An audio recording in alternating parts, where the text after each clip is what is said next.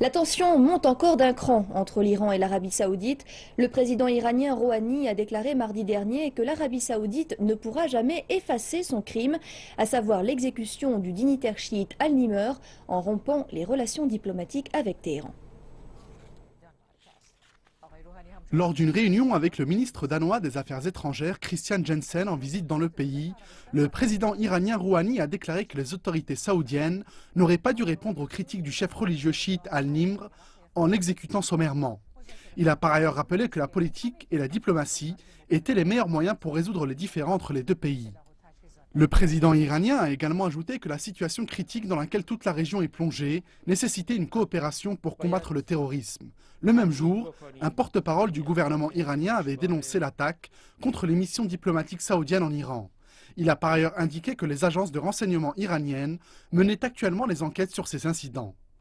Selon la police, au moins 50 personnes ont été arrêtées. Le porte-parole a ajouté que le gouvernement prouvera le caractère douteux des attaques, en retrouvant les véritables commanditaires.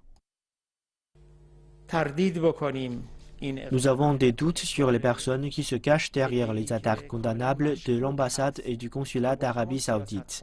Ces différents événements arrivent étrangement au même moment où des politiques menées par l'Arabie saoudite semblent lui bénéficier. Peu importe si cette dernière rompt ses relations diplomatiques avec nous. Nous avons de nombreux alliés étrangers, et si le Dieu le veut, nous allons aller de l'avant avec eux. Néanmoins, nous devons nous assurer que l'Arabie saoudite ne répande pas sa propagande en déclarant notamment que les raisons qui l'ont poussé à rompre les relations étaient dues au manque de sécurité en République islamique d'Iran, ce qui est un pur mensonge.